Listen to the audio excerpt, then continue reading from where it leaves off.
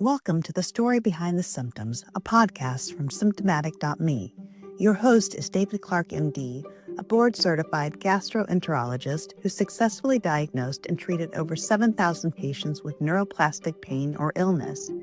Each episode, we dive into our guests' life experiences to uncover the deeper causes of their symptoms. By listening to their story, you will gain insights that advance your own journey towards knowledge that becomes healing. Well, hello, and welcome to the Story Behind the Symptoms podcast. I'm Dr. David Clarke, your host, president of the Association for Treatment of Neuroplastic Symptoms. And what we do in this podcast is we talk to people who have suffered those symptoms and try to understand why they came on and how they were overcome. And my guest today is Aoife, who is from Ireland, living elsewhere these days, but someone whom I know from interviewing in the past. And Aoife, why don't you go ahead and introduce yourself? Hey, everyone, and Dr. Dave Clarke. So nice to see you again. Yeah, my name is Aoife, and I am a mind-body coach now. And how I help my clients, mostly I work with sensitive women. How I help my clients is I teach them the tools that I use to clamber my way out of 30 years of multiple diagnosis and severely debilitating symptoms. So yeah, I'm just so excited to be here with you today and to share the journey and insights and tools that can inspire or help anyone to find their way out also. Yeah, there is so much ground that we can cover today, but we'll just take it step by step. And why don't we begin with the symptoms that you had right from the start? Great place to start. So when I was very young, like 3 and 4 years old, I used to complain of a sore tummy. And that was kind of one of my main symptoms. I used to have severe candida outbreaks as well. So everything was, very much pointed to the digestive system. All the consultants and doctors and healers and alternative practitioners I was going to at the time were all naturally very focused on what I was eating and what was going into my stomach.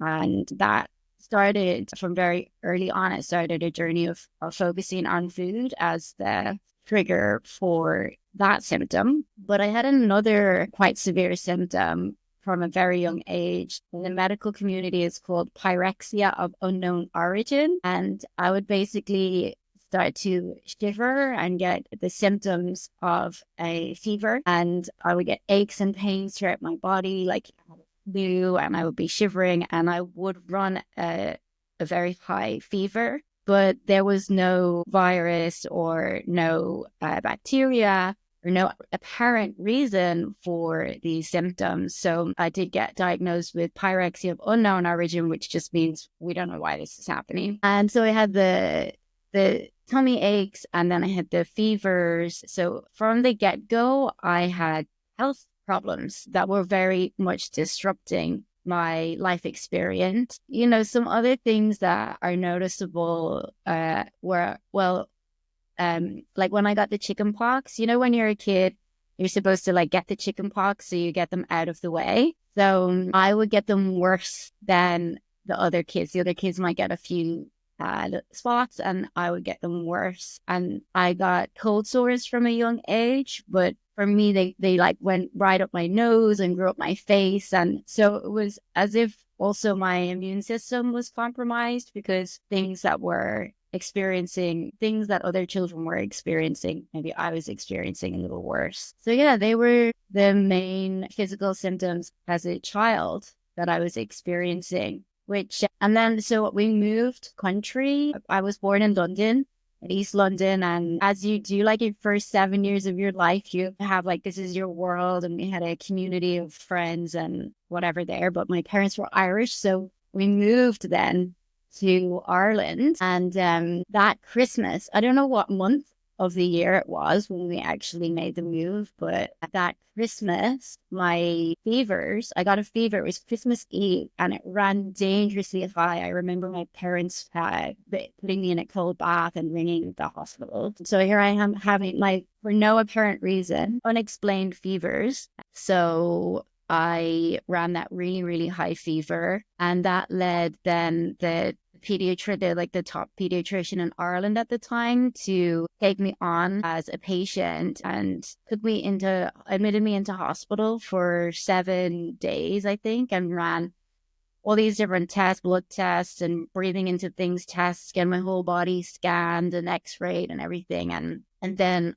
when I was let out of hospital, there was weeks went by. I used to get routine blood tests. And at the end of all of that, he diagnosed me as mystery girl. So that's on my medical report and said that I would grow out of it. Yeah, well, they hoped you would grow out of it, but it is remarkable. I don't think I have personally ever seen anyone develop a fever as a mind-body reaction, but the capacity of the mind to produce physical symptoms in the body is remarkable. It is certainly beyond what I was trained to believe in early on, but in the course of my career, I've seen remarkable levels of symptoms develop from this. People who've watched me speak before know about a patient who was moving her bowels once a month, another patient whose stomach, the organ, not the abdomen, was completely paralyzed, wasn't emptying anything at all. Patients who've been in so much pain they were in hospital with morphine around the clock. Patients with symptoms for decades. It's just stunning, the level of illness and debility that can develop from the mind. So tell us, how things progressed from there. I mean, because I know your symptoms went on for decades. They did. They kept going. So the thought then was she'll probably grow out of it. She's 7 years old, like maybe whatever they were thinking. I think the instruction to my parents was ignore it and she'll grow out better. Your doctors were focusing on finding a organ disease or a structural damage to explain your condition, and they weren't looking outside of that box. That was certainly the box that I was trained in. If you've got pain or illness, it's got to be a disease or injury going on somewhere. We keep focusing on that. Nobody was asking you about what was happening in your life or how you were doing emotionally anywhere along the way. Certainly. And the interesting thing with the period pain, it was just the same, like you said, kind of model. I then ended up having scans like I did when I was a child, having the scans and the x-rays. And now it was on my womb and my ovaries and the scans and the x-rays and all these different tests and specialists. And again, nothing was found. So I was given kind of weird advice. Like one doctor told me to have babies young, that would resolve the issues. Well, there's an easy solution. Considering I was 14 years old, I don't know if it was the best advice, but luckily I wasn't taking advice like that at the time. But the thing for me was that it was another unexplained symptom, really. So with the childhood stuff, they said, oh, she'll grow out of it. And then with the hormonal, with this stuff, they also said, oh, you'll grow out of it. Okay. It's just hormonal. You're a teenager. You'll grow out of it. So it was kind of like pushed aside. And like you said, no other parts of my life were really being questioned or, inquired about. So the thing is, I didn't grow out of the period pain, and I, even though my fevers, I didn't grow out of the stomach pain either. That was carrying on. It was getting worse. And even though the actual fevers went, I still had the symptoms of fevers. I would get dark rings under my eyes. I would start to shiver, get aches and pains throughout my body. I would have flu-like symptoms, but I didn't have the actual fever anymore. So I was still carrying these symptoms and I was collecting more. And that's really how it just kept going. Then in my early 20s, I was partying a lot. It was probably not that unusual for an Irish person to be, at the time anyway, drinking and partying. And I guess I realize now that was taking the edge off a lot of things for me, emotional and physical. But I decided when I was 24, 25, right, I'm going to clean up my act. I'm going to get serious. I'm going to really get back into my health issues. And when I did that and I stopped drinking and partying, I actually got worse because I kind of didn't have these things. And I remember people coming to see me and they say, wow, you're not eating gluten, you're not eating sugar, you're not drinking alcohol, you must feel so good. And I'm like, I really don't. I have all these aches and pains throughout my body. Then eventually I got the diagnosis of fibromyalgia. You're muted. The alcohol and the partying are forms of self-treatment.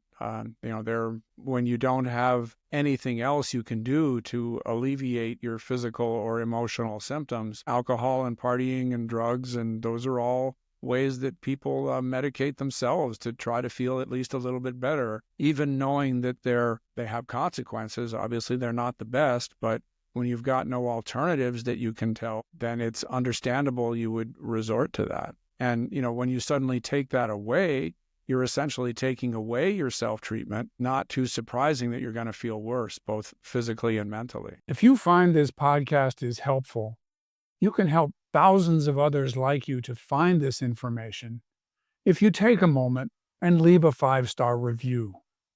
Thank you. Exactly. That was my experience. And of course, now looking back, I know I had these, tendencies to be extremely hard on myself and extremely disciplined. So that was all playing out once I took the drugs and alcohol and partying away. And eventually I got my diagnosis of fibromyalgia. And I think I said this to you before in our last interview, but I initially was really happy that I finally had a word after a lifetime of unexplained fevers and unexplained stomach pains and unexplained period pain. And just like an unexplained experience, everything.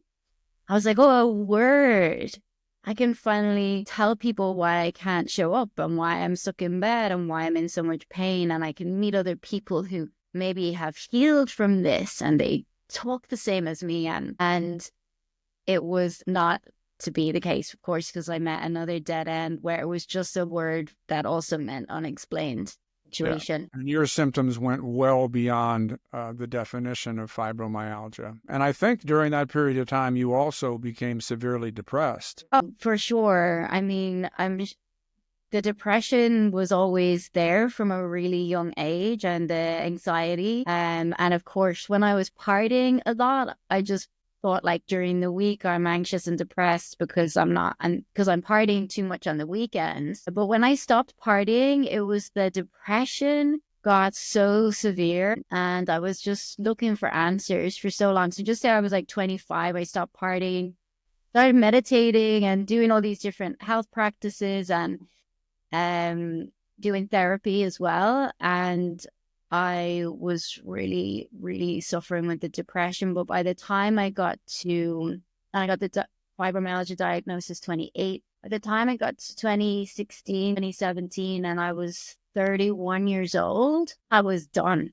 It was too much to take. Like I was not getting better. Like after all that time, and I had been to gynecologists and psychologists and healers in Australia and England and Ireland. I had been to Tibetan healers and Chinese herbalists and every homeopathic practitioner and all. I had just done everything, and psychiatrists and the medication and the psychoanalysis. And the gluten-free, like I was maxed out, dude. Like I was just like, I've done inner work, I've done meditation, I spoke to psychiatrists, it was a desperate place to be, and to be in so much pain. I was on disability at that point, disability benefits. I wasn't able to work. The panic was so wild, and just the daily thoughts. I knew I would never act on suicidal ideation, but like as I was crying before I opened my eyes in the morning, I just was like, this is such a desperate position I'm in. Like nobody in the entire world is able to help me, and I had never heard a recovery story at that point. Not one. It's really striking that this condition, neuroplastic symptoms, we call it today, has afflicted 20% of the adult population, and it's qualitatively different in the treatment that it needs than traditional mental health psychotherapy. there needs to be focus on the issues that can cause physical symptoms as opposed to mental health symptoms. And the ability to actually have a goal of relieving those symptoms is something that's new in that the neuroplastic psychotherapy offers. And we're going after emotions, we're going after the long-term effects of childhood trauma, we're going after personality traits and triggers, and we'll talk about some of those things. But for a form of psychotherapy that can offer tremendous benefits to 20% of the adult population, and for it not to be widely available, I mean, that's why my nonprofit exists, is to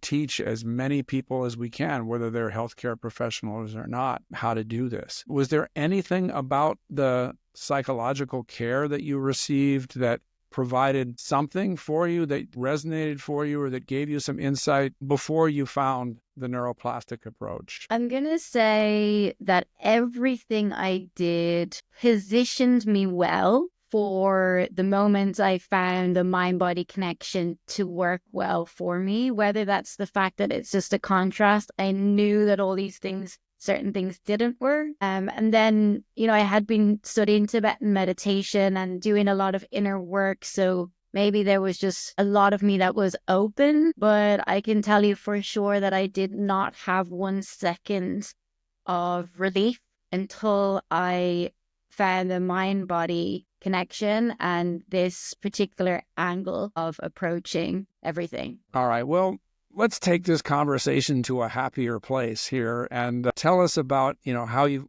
found this information that was finally helpful to you, and what kinds of insights it gave you that were valuable, and what happened to your symptoms after that, and what was different about it for you that was enabled it to work where nothing had worked before. I want to say one thing that was different because I found the Curable app and I listened to just a couple of pain science lessons by, maybe it was Dr. Schubiner and Dr. Strax. And I want to say that the way they were delivering the information was very accessible to me. It was being delivered with, it had a softness to it. It meant they were speaking from their own experience as well. And that kind of bridged a gap for me, whereas maybe in the past, some people had mentioned maybe there was an emotional connection to my symptoms, but it came from maybe more of a disconnected place. So I do want to say that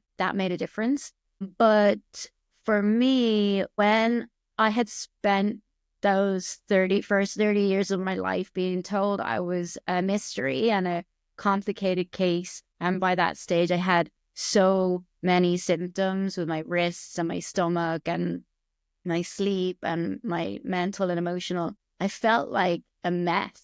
I felt like an absolute mess of a human, broken. Like even the Chinese acupuncturists would be like, wow, you're such a complicated case. Everyone just was overwhelmed by me, just, I don't know, put her in a special ward where no one wants to deal with her, right? But when I heard this 5-minute talk, it literally put those 120 mysterious problems in one tiny little neat box for me. And that already, I'd been carrying this heavy burden my whole life. That immediately put that burden to the side. And for me, I understood that I didn't have a million problems, mental, emotional, physical, wrist, stomach, I had only one problem. My nervous system was in a state of stress. So all I had to focus on, and that was like a quantum leap for me. Yeah, it's huge. It's so reassuring to people when they finally are given a diagnosis that makes sense. The uncertainty about what's going on is so much worse. It adds to the burden of stress that just contributes to the symptoms all the more. And to finally have a diagnosis that makes sense, and it certainly resonates for me, the impression you had that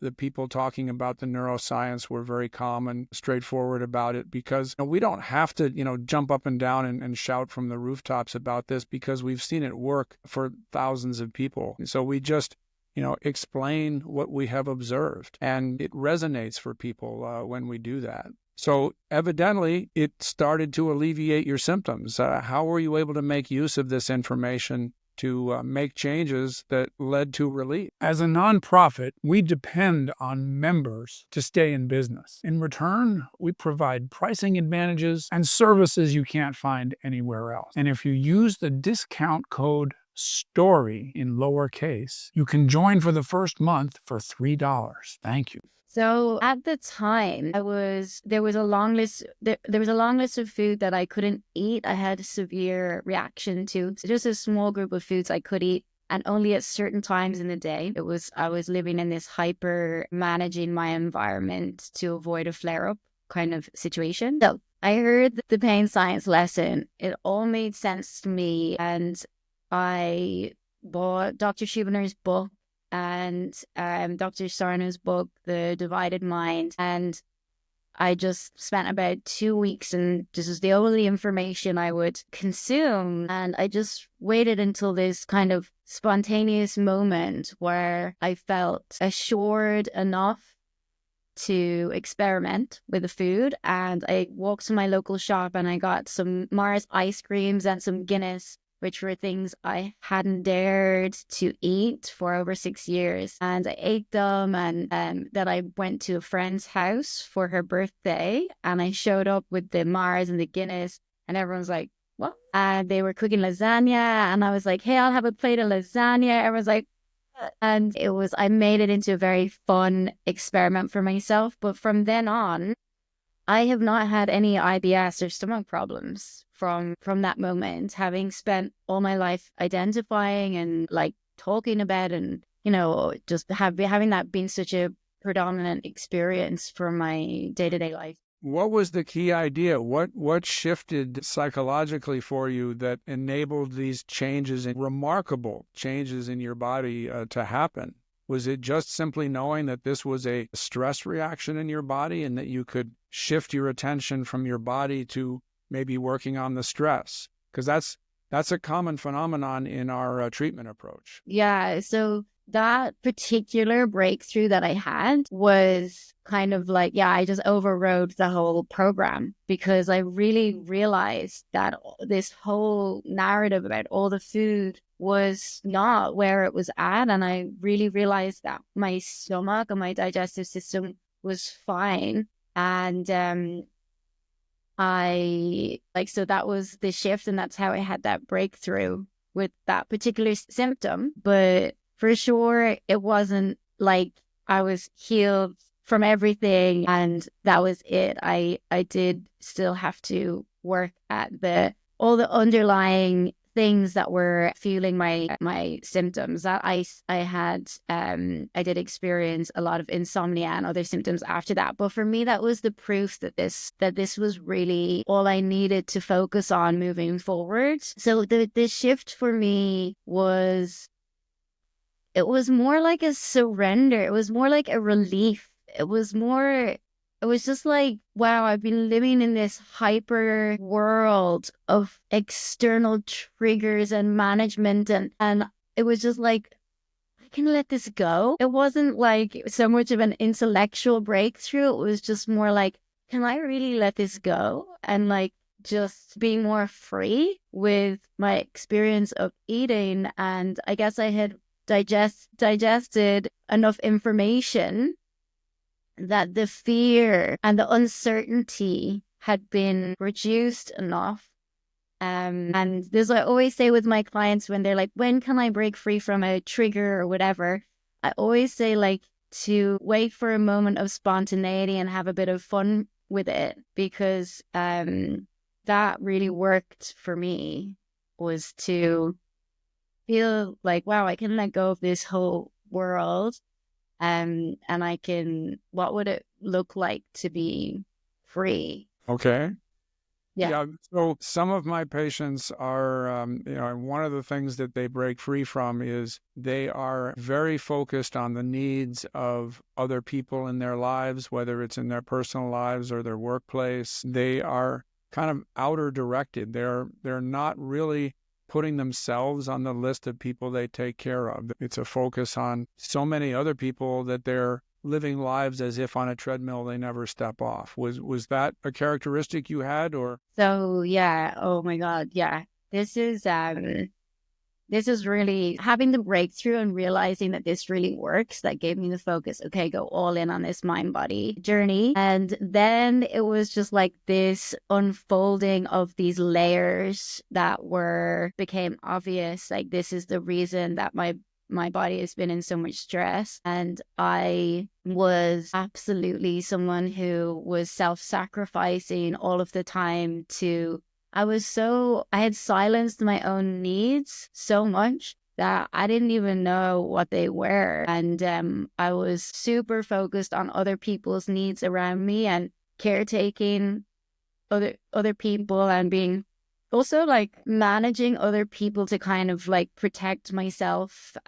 So yeah, that very outward experience, I was definitely doing that, the people pleasing, and starting to make the connection to that. And my health was a massive breakthrough. Okay. Yeah, that's a very important shift. And another common, highly stressful personality trait that many of my patients have was that their self-esteem was not the best. Their belief in themselves, their quality, whether they were valuable human beings, was below where it should have been. Was that an issue for you at all? Oh, yeah. Well, if you put together, like, first of all, if you have been living a life where you've been experiencing debilitating symptoms that aren't really explained or aren't really acknowledged, that is going to add to like your low self-worth. And then, a lot of the qualities that I now know are my superpowers, like being a really sensitive person and being empathic. And a lot of these qualities also just like culturally are not celebrated. So growing up as a sensitive, empathic child, it was more celebrated if you were kind of more invulnerable and tough, right? So I really like put on this like tough exterior and buried down all these parts of myself that are really special and unique to me and really valuable. So I like buried them all down and I put on all these different masks. And that made me feel really shitty then, because I was proving and pushing and didn't believe that who I authentically was not only like good enough, but could thrive in the world or could be loved or liked. So yeah, I was kind of like living with a lot of masks. So even to the point of the belief that the real Aoife would not be worthy of being loved, did it go as far as that? Definitely. Yeah, I didn't even know the real Aoife, to be honest. Like, she always like so pushed right down, and I was so used to like living off these these boxes that I had, maybe like getting the feedback, getting praise, maybe for caretaking people, getting praise for achievements like that I thought would be good, look good, but weren't really what I wanted. So I didn't really know the real Aoife. Okay. And you've been alluding to where some of those ideas might have come from, and that's extremely important. Before we get to that, I had one other area I wanted to explore, which is the burying of the emotions. Many of my patients bury their negative emotions, especially anger, sometimes fear, shame, grief, or guilt. But when the anger is buried, at least in some people, it can sometimes get triggered. It can sometimes just burst out for little or no reason. And my patients are often mystified about why these outbursts occur. Not everybody has them, but I'm curious whether you experience that, where you would be suddenly very angry about something and really without much reason. Did that ever happen to you? Yes. So people might have met me and thought I was a very laid back person. And I think I used to also tell people I was really laid back, and I would be able to be laid back and not care about things for a certain amount of time. But really, I was just burying it all down. And then I would explode, and I would either be like really volatile with maybe like my brothers, or I would suddenly fall out with a friend and then hold a grudge. Like, I just had no safety or tools or process for experiencing day-to-day emotions. And so my default system was to push it all down and just be chill, be cool until I exploded, and there would be resentment and there would be a fallout, and then there would be shame and there would be guilt. But I had no way out of that. Even despite the studying Tibetan meditation and doing lots of therapy, I still was stuck in that system. Yeah, that's it doesn't happen to all of my patients, but it's very common that things have happened that cause people to have to internalize a lot of anger. Many of my patients are like dormant volcanoes on the outside and boiling magma on the inside, and sometimes they are able to keep the boiling magma completely covered up, and other times it kind of erupts from time to time for sometimes little or no reason. But that anger, if it's not erupting, it can be manifested in the body in the form of symptoms. So, it's trying to find some way to express itself, and through the body in the form of symptoms is a common way. It takes something very powerful to produce what you have just described through this entire interview. When I try to trace the roots of that, I can usually find it in someone's childhood experience, which sometimes was very clearly bad, but in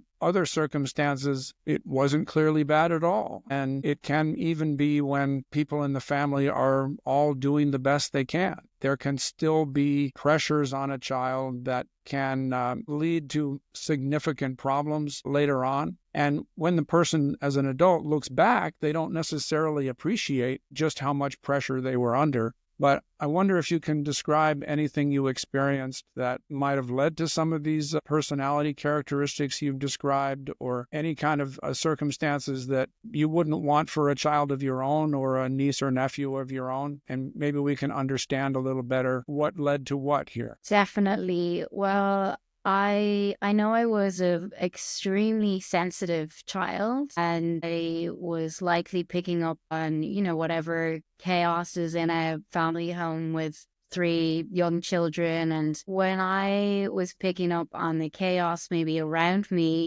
I was internalizing it in that, okay, if I just be good, if I just don't make a noise, if I don't be any trouble, then If maybe you be the perfect child. right.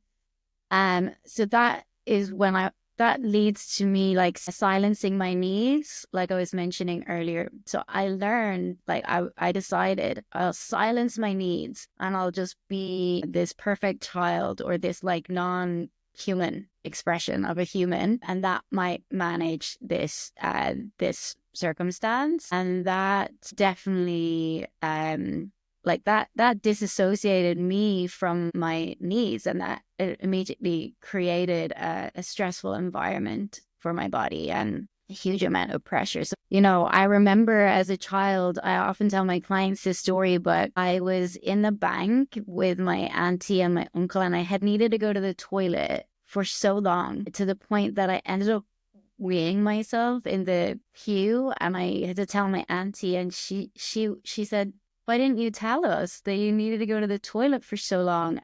That's how much I had silenced my needs, is how much I was trying to not be a bother. So that is something that, and because I was so sensitive, I could pick up on subtleties and stresses that maybe were happening around me. So that's definitely something that created a lot of stress and pressure within me. And were you trying to solve those stresses and pressures that you saw around you, not the ones that you had internally in yourself, but the ones that were in the family? Were you a problem solver in that way? I guess so, yeah. I would take care. I would caretake my parents maybe and my little brother, and I definitely got a feedback loop of when I'm taking care. So I was on the one hand silencing my needs and creating maybe what I thought was creating a calmness in maybe the chaos. But another thing I was doing was caretaking, helping to caretake others, and I was getting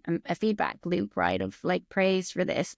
So I was definitely adding up to silencing my needs and then looking after others, and that was created a feedback loop of that environment, which is not a sustainable way to live. Yeah, not at all. And it's a source of low self-esteem. You are, for whatever reason, being made to feel like your own needs are not as important as those of others. And that means, if your needs aren't as important as others, that means that you are not as important as others. And that's a crushing burden to try to carry for a small child, for anybody, but especially for a small child. And you absorb that. People absorb that as a basic assumption about who they are. And when that assumption is taken on at such a young age, it just becomes a part of you. It feels natural that you should be less worthy than other people. It can also lead, and this may or may not have happened to you, but as an adult, many of my patients found themselves in close personal relationships or romantic relationships with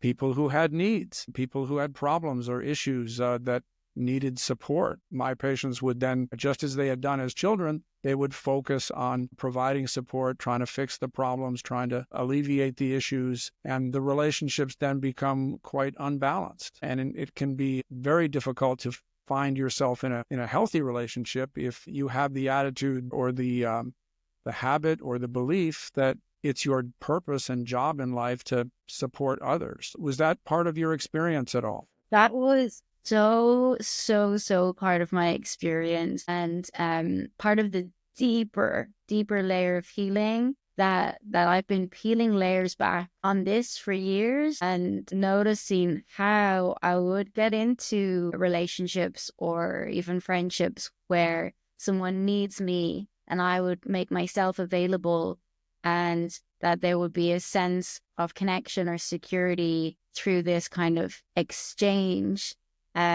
Which always led to that buildup of pressure and maybe a lack of reciprocity of what I was maybe giving. So yeah, the way that I learned to be in relationship is massively a part of what was generating so much tension and stress throughout my body. Yeah, and it's been a big part of my treatment approach to patients to help them recognize the heroic perseverance they had to have to get through their childhood experience.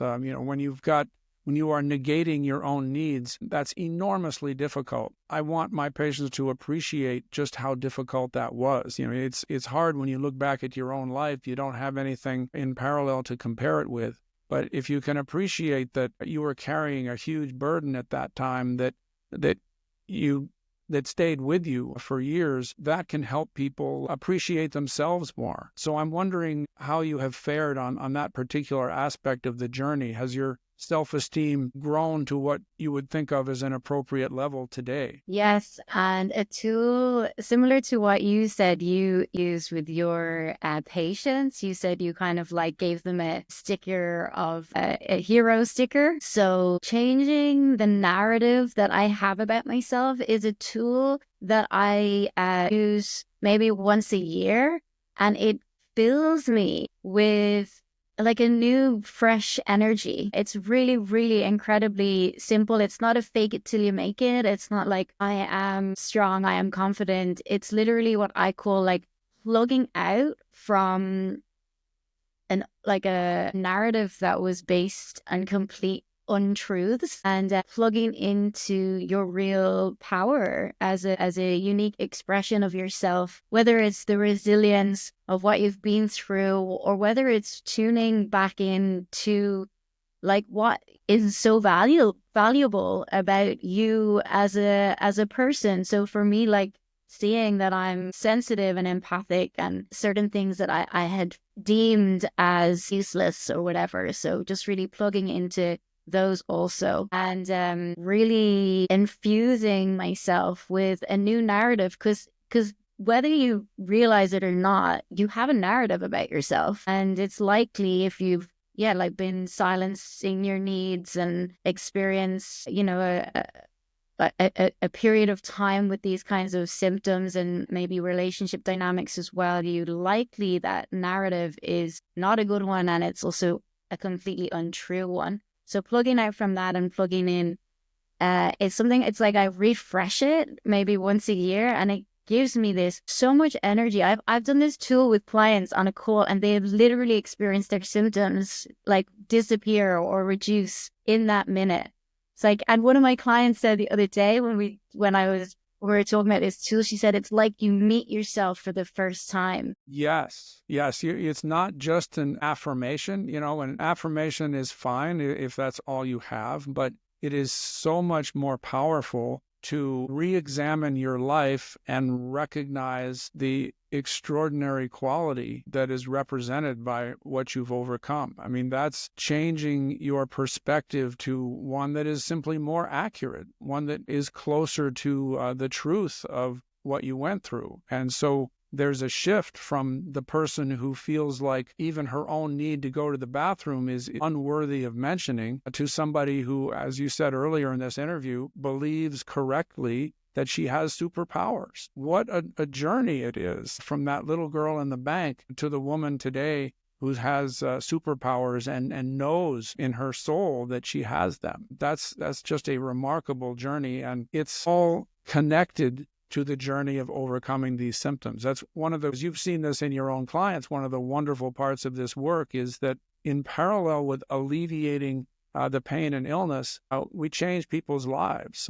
We change how they think about themselves. And it's, I can't think of it as a side effect because they are just so interlaced together.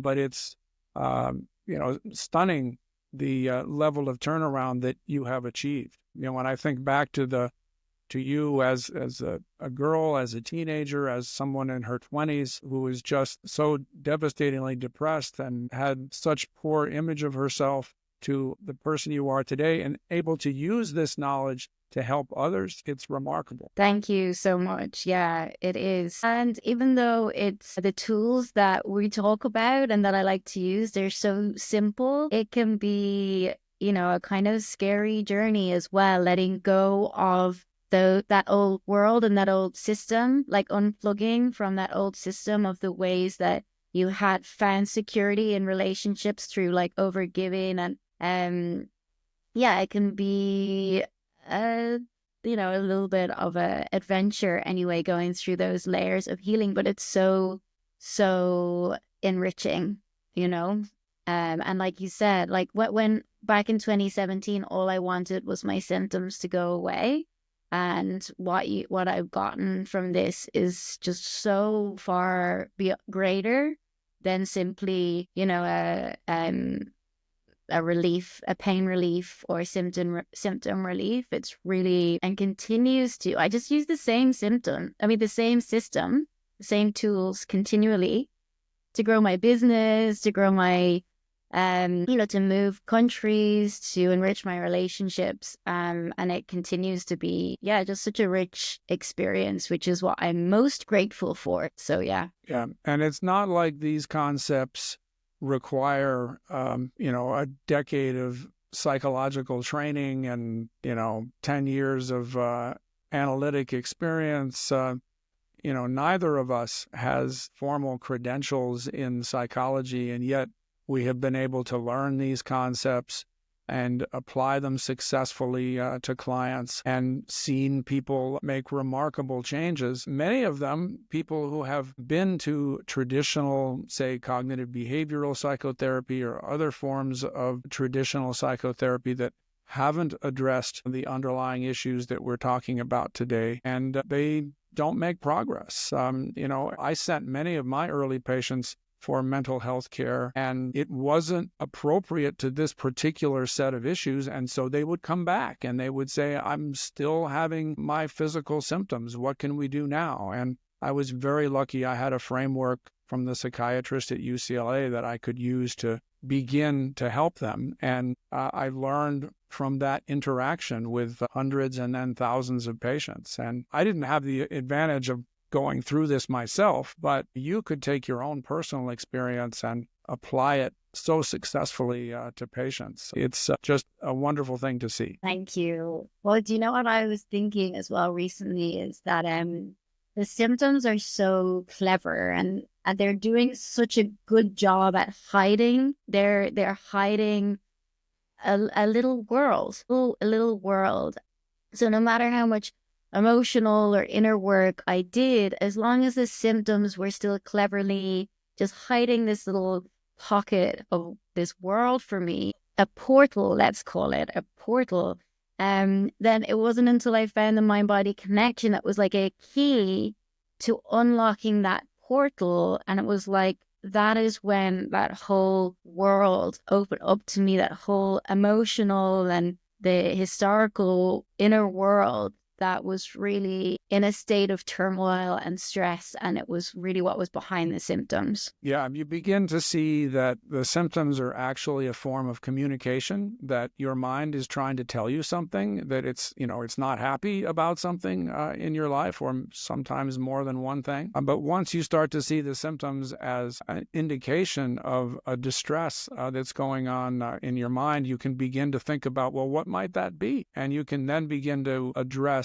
the real source of the problems, or as we say on this podcast, the story behind the symptoms. Well, this has been tremendously insightful and enlightening, and I am so grateful to you for coming on to this podcast and sharing your story and the wisdom that you have derived from it. Is there anything else that you'd like to share with the audience, or any questions that you have for me before we close? Well, I would love for anyone listening to be open and to reach out. I know for me, when I first found the mind-body teaching, a lot of my symptoms weren't talked about. For instance, period pain.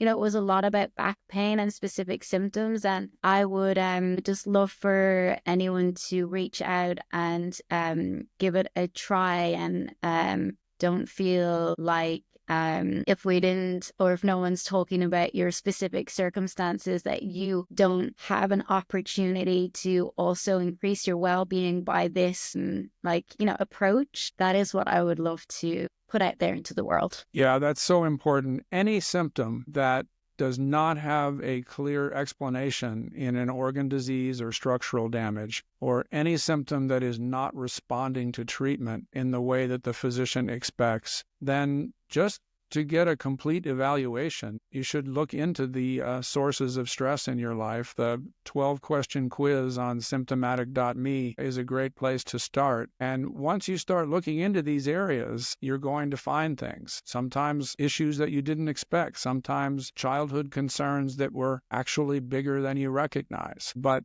it's the first step on a journey not only toward healing the physical symptoms, but toward making major life changes for the better. Thank you so much, Aoife. I just happened to see the other day that in Irish legend, Aoife was a warrior princess, and there's no question that you were appropriately named. Thank you so much. I absolutely love our meetings, Dr. Dave Clarke. And just thank you for everything you've put out into the world and for all of these conversations that I get to have with you. Thank you.